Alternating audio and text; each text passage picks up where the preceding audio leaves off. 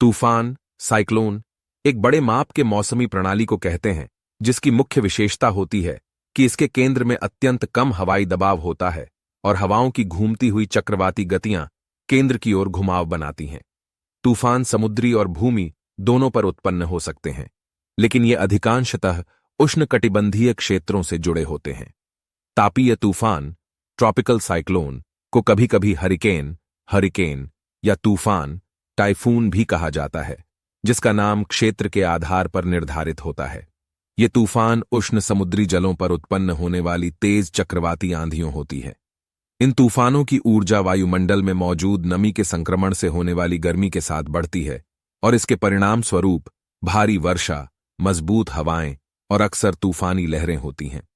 तापीय तूफानों के केंद्र में आमतौर पर एक निर्धारित आंख आय होती है, जहां वातावरण शांत होता है और हालांकि साइक्लोन डिटेक्शन मशीन एक विशेष शब्द या उपकरण नहीं है जो मौजूद होता है। हालांकि साइक्लोनों के निर्देशन और मॉनिटरिंग के लिए उपयोग होने वाले विभिन्न उपकरण और तकनीकों का उपयोग किया जाता है, जिन्हें साइक्लोन ट्रैकिंग और फोरकास्टिंग सिस्टम कहा जाता है। मौसमी तंत्रज्ञान संगठन और मौसम एजेंसियां साइक्लोनों का पता लगाने और निगरानी करने के लिए सैटेलाइट छवि, मौसम रेडार, मौसम स्टेशन और कंप्यूटर मॉडल का उपयोग करती हैं। ये सिस्टम साइक्लोन के पथ, तीव्रता और संभावित प्रभाव का पूर्वानुमान लगाने में मदद करते हैं।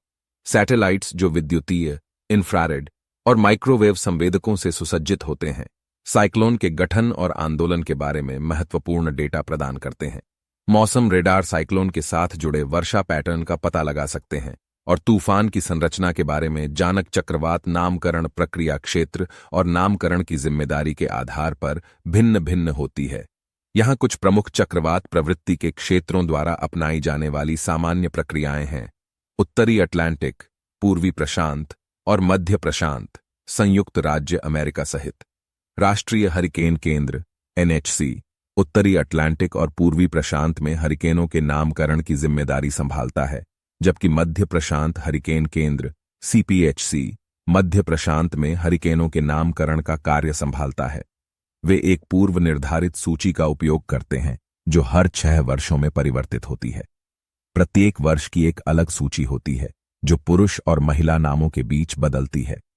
यदि कोई विशेष रूप से घातक या खर्चीला हरिकेन होता है तो उसका नाम सेवानिवृत्त हो सकता है और उसे उसी अक्षर से शुरू होने वाले दूसरे नाम के साथ बदल दिया जाता है। हरिकेन कैटरीना 2005 संयुक्त राज्य अमेरिका के इतिहास में सबसे भयानक तूफानों में से एक। कैटरीना ने खासकर न्यू ऑरलीन्स में जबरदस्त नुकसान पहुंचाया। इससे 1200 से अधिक लोगों की मौत हुई और इसने व्यापक बाढ़ का कारण बना दिया।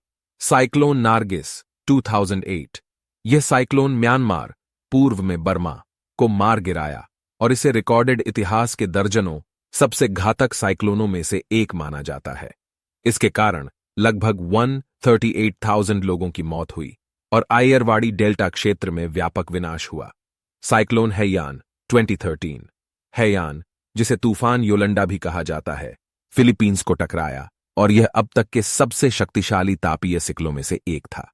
इसने विस्तारशील विनाश का कारण बनाया, जिससे 6,300 से अधिक लोगों की मौत हुई और लाखों लोगों को घर से निकालना पड़ा। साइक्लोन ईडाई 2019 ईडाई मोजाम्बिक, जिम्बाब्वे और मलावी में अत्यधिक तीव्र वायु संचारी चक्रवात बिपरजॉय, जिसे 2023 गुजरात तापीय चक्रवात के रूप में जाना जाता है, पूर्व मध्य अरब सागर में उत्पन्न हुआ एक लंबे समय तक विचलित शक्तिशाली तापीय चक्रवात था। बिपरजॉय 2023 उत्तर भारतीय महासागर चक्रवात मौसम के तीसरे डिप्रेशन और दूसरे चक्रवाती तूफान के रूप में उत्पन्न हुआ, जिसका उद्गम भारत द्वारा पहली बार ध्यान में आया था।